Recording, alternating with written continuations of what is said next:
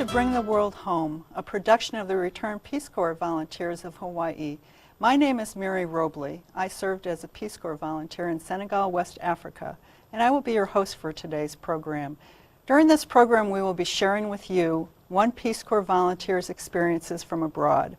Hopefully our messages of friendship and family with people of all countries and cultures is exhibited in each of our shows. With us today is Dan Walker, who served as a Peace Corps volunteer in Paraguay from 1995 to 1998. Welcome, Dan. Thanks for having me, Mary. Good to have you here. What can you tell me about Paraguay? Well, we got about a half hour, right? We have about a half an hour. Well, just for starters, Paraguay is a landlocked country in South America. It's about the size of California with about 5.5 million people in it, so very sparsely populated. If we're here in Hawaii, you're going to go to South America.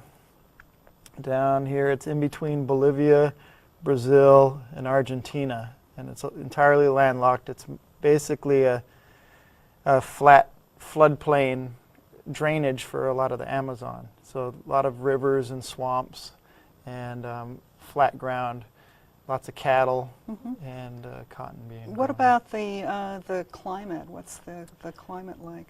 For most of the year, it's hot and humid. Paraguay is just a little bit farther from the equator than we are in Hawaii, but on the opposite side. It's hot and humid, and then the wintertime it's cold and moist. So either way around, it's pretty wet. Yeah, there's about 2 or 3 weeks a year when it's just perfect. And what about mosquitoes? Yeah, lots of mosquitoes, lots of water, lots of places for them to be. Okay, yeah. Is malaria a factor in Paraguay? Or? No, Paraguay's fairly lucky as far as diseases like malaria, and you know, a lot of the things that are there seem more like the pain in the butt kind of diseases as opposed to things that are really life-threatening. Like? Oh, things like fleas that dig into your foot, or flies that lay their eggs in you, or you know, things that just kind of disrupt your life. Okay. What I have, with all of that, what possessed you to decide to join the Peace Corps? Well, I always liked being around people from other countries. I think part of it was at home. My dad's a wildlife biologist, and he and my mom always introduced me to things. Watching TV instead of Three's Company, we were watching nature shows and stuff from Africa and all around the world. And growing up, whenever I saw somebody from another country, I wanted to go up and talk to them. And so when I had friends who had been through the Peace Corps, and they said, well, this is how it is, and they weren't trying to sell me on it, because it's got to be up to you to want to do it. But I wanted to experience another part of the world, another culture, but be in it and not be passing through as a tourist. Why Paraguay? Well, I didn't really have much of a choice. When you sign up, like, I don't know if it was the same when you did it, but you get to put your preferences for regions, but basically you go where they send you. And so I had a chance to refuse, but I said, well, it must have been fate to go there. And what about once you started in the Peace Corps? What was your training like? I know mine was about 8 weeks of language training, and then another 4 weeks of in-country cultural training. What was yours like? Well, we met for a day and a half in Miami just to get everybody together, and then we took the flight down. We spent 3 months in the same town in Paraguay. It was kind of a lakeside town, kind of comfortable living kind of area.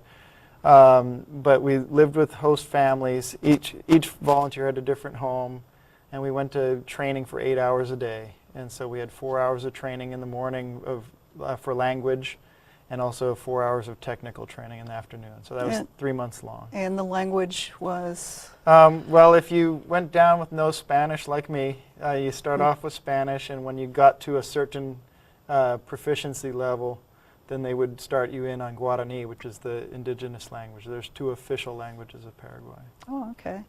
You mentioned that you had been living with a host family during your training. Can you tell us a little bit about the host family? Yeah, my host family, it was a little different.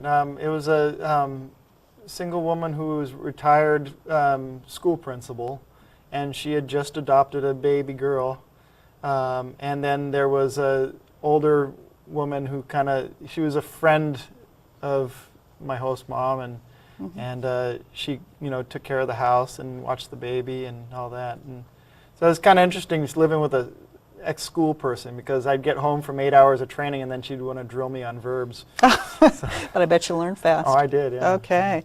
And so after your training period, then you went to your location in country. What was the name of that? On the map, most maps, it says San Stanislaw. Is it on here? I kind Probably of doubt it. not. No. Okay. But basically Saint Stan. Okay. And but in Guarani, it gets translated into Santani, which is what most people know it as. Okay. And how many people live there? About 10,000 people in the middle and just in the immediate surrounding area. Now, whereabouts within the country was your town? Santani is, if you split the country of Paraguay in half going vertical, the eastern half is where most people live. And if you cut that halfway up, I'm in the middle of the top half. Oh, okay.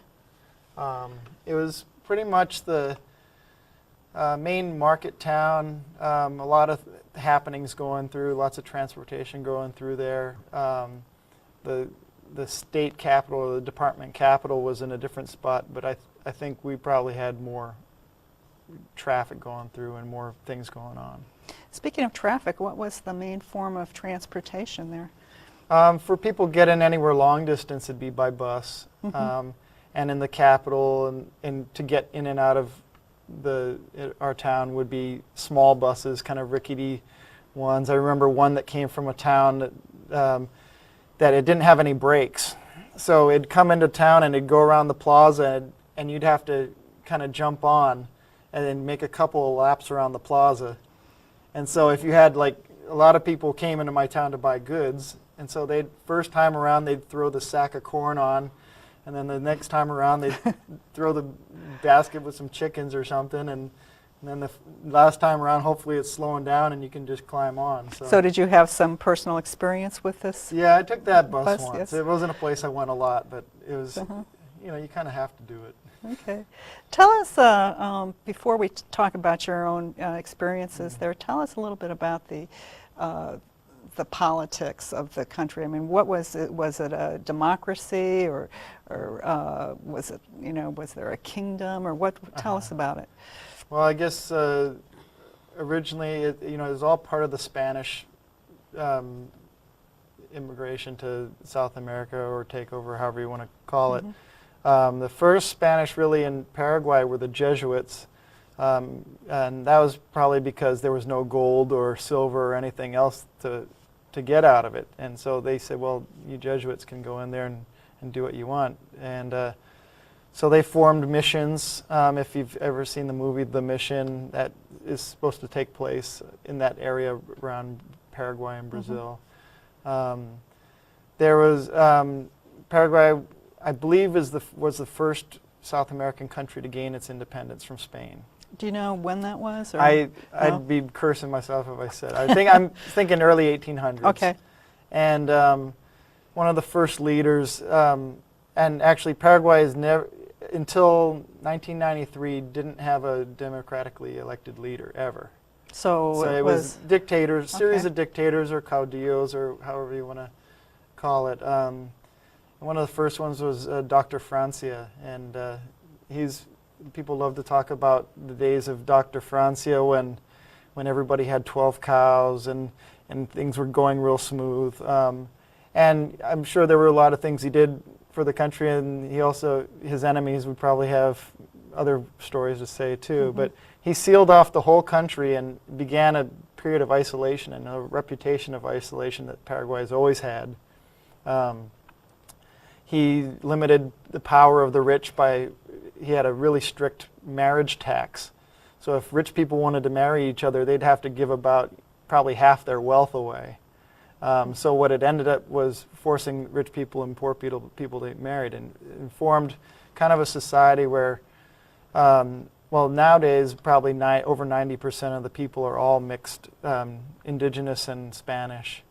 And also, you don't usually use, like if you speak Spanish, you don't use the usted or the formal form of addressing someone, hardly ever, maybe to the president and big shots. So is it still, you said in 1993 it was no longer a dictatorship? Yeah, it became the a last democracy? dictator, Alfredo Stroessner, was booted out in '89, and then there was a interim president, and then in '93 they had full elections. Okay. And now it's a form of democracy. They're going through some real growing pains, but I think more and more you've got the two main parties that were always battling each other, and there's a third party coming in that's gaining strength. Tell me a little bit now about your what you did there.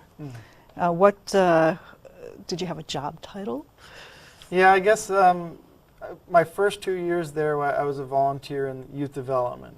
And my third year, I was a coordinator in the Capitol, where I worked with volunteers doing the same type of thing. But my project was, it was the first year that they ever had it in Paraguay. It was youth development. We went into different, mostly larger towns or cities in the country, and into neighborhoods that were, we called them marginalized, poorer neighborhoods.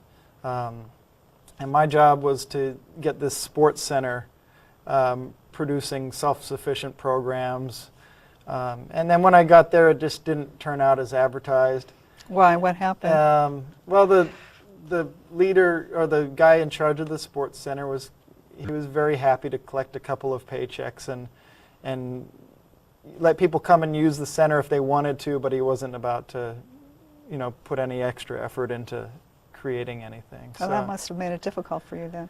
Yeah, and that was during, I figured out within the first couple of months that this wasn't going to happen the way it was planned. So I decided to concentrate on the neighborhood I was living in, and just get in with my neighbors and friends there, and see what came out of it. And what did was, I worked with some of the fathers in the neighborhood to start a sports soccer club at the soccer school out of the soccer club that was in the neighborhood. Now, is that called football there? Or yeah, football. Unlike our American football. Yeah. And I love soccer. I played it my whole life, so it was really cool to be able to do that kind of thing. And so we got the soccer school going, where not only were they learning sports, but also teaching the little boys etiquette at the table and things like that, because some of the fathers had remembered when they were little kids, that was how it was. That's where you learned a lot of your manners and going out into public and how to carry yourself. Okay. And so. What about your living conditions there? Did you live by yourself, or did you live with a host family there? I lived, when I first got to the town, I lived with a family just for a couple weeks while I was waiting for my place to be ready, which was another volunteer leaving. So I moved into the house where she had been living. It was in the main compound of another family. And so I had about a 12 by 24 foot adobe brick house, and I had a nice little patio, and I had an outhouse out back, and then I would go to the neighbor's yard to pull water from the well. Okay, so no running water whatsoever. No running water. We had electricity, and Paraguay's got plenty of that. We have big hydroelectric projects. Oh, I see. Okay. But you could probably hook up a pump to your well, but that's not what we were running on. Right. And the whole town of 10,000 people were all on well water. What about your cooking? How did you cook? I had a propane stove. And I cooked on that, and there was a lot of going to friends' houses and barbecuing and, cooking over the grill too. Okay. And I was lucky enough, my neighbor was getting rid of a refrigerator, and so I got a refrigerator and had the prime commodity, which was ice. Oh boy, So I don't not- remember having that when I Yeah. was in the Peace Corps. So in a hot country, you always had ice for your tea, Mhm. and because usually you'd be going to the corner store and buying a bag of ice. Okay. They fill up a skinny little bag of water and freeze it up, and you'd send the kids to go get that. And did you have, now you live by yourself, were you in a compound with other families or other people, or how did that work? Yeah, my house was, I had it to myself, and then I had close neighbors on either side. My neighbor on one side was my landlord, and there wasn't a fence or anything that, Mhm. and they kind of included me in their family get-togethers and things like that. But I could be on my own if I needed to be. Okay. Yeah. What about, what did the people do did they play music, or what was the music in Paraguay? Paraguay's got a real strong musical tradition, and a lot of it is kind of melancholy sounding stuff. They also have the polka, the Paraguayan polka, which is the national music, and it's a little different from, your Polish polka, but it's lots of guitar. The national instrument is the harp. They have a Paraguayan harp, which is all nylon strings, and it's really, really nice when they get together and play that. And I was surprised at how many people could play some instrument fairly well. Did you play any instruments over there? I bought a guitar when I went there, classical guitar, and Mhm. my neighbors were trying to teach me, and Mhm. I had lots of time to practice. So And did you learn how to do the polka? yeah, oh yeah, that was the best Yeah, one. yeah. Yeah, Well, wish we had some time Yeah. to demonstrate. sure. Well, Next program, we'll have you demonstrate yeah, the need time to polka. stretch, yeah. Yes, okay. What about, okay, so people played music, they danced the polka. What else did they do for socialization? Sports were big. Of course, the men played soccer, and they played volleyball, 2-on-2 volleyball, and sometimes they played something called peaky volley, which is the 2-on-2 volleyball, but you can't use your hands. So it's basically kicking it and chesting it and heading it, and then the girls played team handball, which is I'd never seen it played before. I thought they were going to be up against a wall hitting it with their hand, but it's played on about a basketball court-size court, and it's a ball about this big, and I think it's teams of 6, and they have a goal at either end they have to throw it into. And it's just about the most brutal sport I've ever seen played. Why is that? I just could not ever tell what the rules were. I mean, and they were so good at it. Our town decided to have a men's tournament once, and none of the guys had ever played. And so we had the girls' teams kind of training us and teaching us how to play. And just in scrimmaging them, we'd just get so upset because they were just beating the snot out of us. And isn't that a foul? No, you don't know what you're talking about. So. Okay, so what about, when you're talking about it being a little rough and tumble with this girls' team, I mean, did they punch each other out, or what was No, the it's just pulling hair? grabbing onto each other and, just body checking people. Sure. And Sure. But I just didn't, I couldn't tell, because there were fouls being called, but I couldn't tell You didn't what know was what they were. what. Okay. And we just Okay. knew we were getting beat up pretty good. Okay, so sports and what did the teenagers do this to? Was that their socialization, or what Yeah. did they do for fun? Did they have a mall to go hang out in? No, or? no malls. No malls. No malls. You'd probably walk around town, walk around the neighborhood with your friends. Mhm. And, there's a lot of flirting. So the guys and girls would be passing, and when you pass somebody and you don't plan on staying and talking, you just say adios. But when it was the boys and girls passing each other, they kind of draw it out a little, adios, and they say something nice about the person, how beautiful they are today, or flirting kind of things in good taste. And it wasn't. There were some people who took it a little farther, but Sure. that wasn't socially acceptable. Okay. Yeah. What about drugs? Were drugs a problem there? Or? No. No drugs? It was very anti-drug.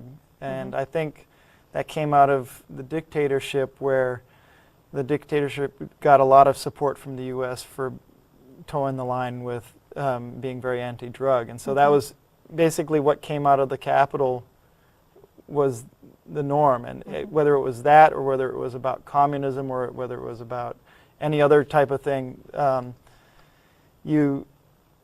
if you demonstrated any knowledge about any kind of drugs, people were, "Whoa, what are you, an addict or something?" And so, as far as illegal drugs, of course, there was alcohol and tobacco, and that gets abused too. So, yeah. Now I notice you have some interesting artifact of some kind here on our table. What is that?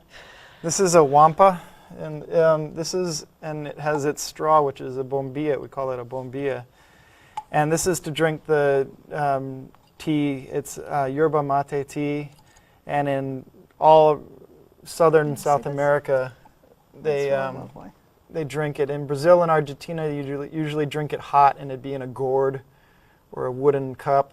And you put the tea into the gourd, or this is a cow horn, and then you have the bombilla, which is got a filter on the end of it.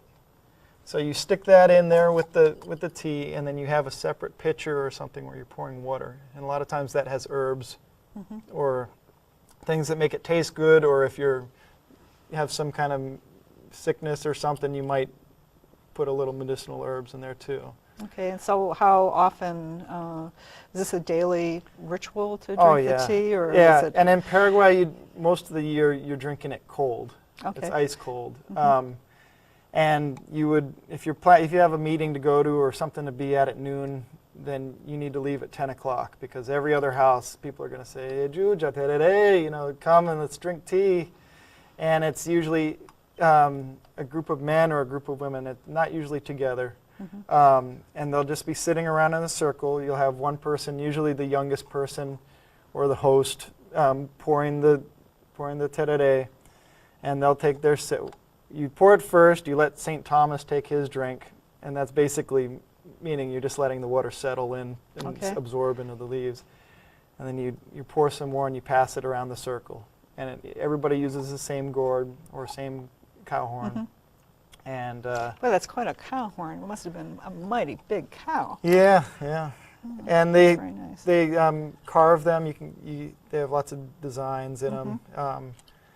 And it could go from something like this, if you're being real fancy. Some people have, shiny black ones with silver, and or if you can just find a cup, that's all you get. Sure. So tell me a little bit about I don't know, your feelings when you were there. Did you get to some point during your stay there that you wanted to leave, or? Yeah, I had a little. It took me a while to get in, and so I kind of had my mind made up that I was going to stay no matter what. But there were days that I just didn't want to leave the house, didn't want to do anything. I say, the best and worst days of my life. Yeah, but what about? Did you think when you did these sports things, you spent time with families and friends and the kids, and you coached, and you did all those kinds of things. Did you think that you made any kind of a difference as an American over in Paraguay? I think I definitely made a difference with the people I knew, and not meaning that I taught them something or did something for them that's going to forever, improve their life or anything. But I think with the different goals of Peace Corps, you've got some of them are to let other people know how Americans are one-on-one, and also for us to realize how other people are in the world one-on-one. When you get down to a personal level with people. And some of the projects I did, I think that I know 2 of them have carried on and gotten better since I left. What's that? Well, the soccer school, they competed for the national championship a couple of years ago, and also I was involved with Young Moms volleyball team, And they've kind of taken that and turned it into a cottage business where they run tournaments and make money off of that. Oh, wow. Yeah, That's great. And I never, the only reason I ever got into it is because all their husbands and boyfriends didn't want to do that because they didn't want an angry girlfriend coming home with them after they coached them to a Sure. loss, you know. Yeah. I think, you know, some of those things have carried on, and I think it's more of whether I was the catalyst or not. I don't think I brought any expertise into it that they didn't already have, but maybe it was just somebody pushing along or had the time to start it at the beginning. But definitely, you know, I had to talk with my friend Carlos right before I left Paraguay, and I said, you know, Carlos, I don't really know if I did anything, not saving the world or anything. And he said, well, you know what, you know, we got to see what you're like, and we all like you, and you know, he had something he told me. He says, always leave a place in a condition that your kids will be welcome back. And he said, and you've done that. And he reminded me to tell everybody here in Hawaii, you know, about them and to remember Barrio Monte Alto and Santané, Paraguay. Okay. Would you do it again? If I had to do it all over again, I'd do it. Yeah. I don't know if I'm ready to go off and do it again. Okay. From scratch. Yeah. Okay. What message you bring that message back to Hawaii? If you had just one thing that you really wanted to bring back to Hawaii to give as a message to our neighbors and our families, what would that be? Yeah, I think the main thing I learned from Paraguay and the people I met there was to take time, spend time with your family and your friends. Don't get too caught up in the rat race. People are what your wealth is, and it's not how many things you collect. It's the people and love you collect around you. That's beautiful. Well, Dan, we're coming pretty close to the end here. Is there anything else you'd like to share with us? I don't know. I guess I don't know how many Paraguayans are out there in TV land, but just wanted to send a message out to everybody in Guarani. You can hear Okay. it's part of the language. All right. A saludase entero vetela paraguayo kwera Hawaii pe ha ejuja terere sheroga pe. I want to salute everybody out Okay. there. Thank you. Please join us next time when we visit another country and bring the world home. Es por eso que te ofrezco mi pueblito esta canción. Ruego aceptes como ofrenda de un hijo que te adora, que te sueña y te añora con frenética pasión. De rodillas hoy te rindo mi sincero homenaje. Entre notas y cordajes te entrego mi canción. Y con esto te deseo que Dios siempre te ilumine y en tus playas se despliegue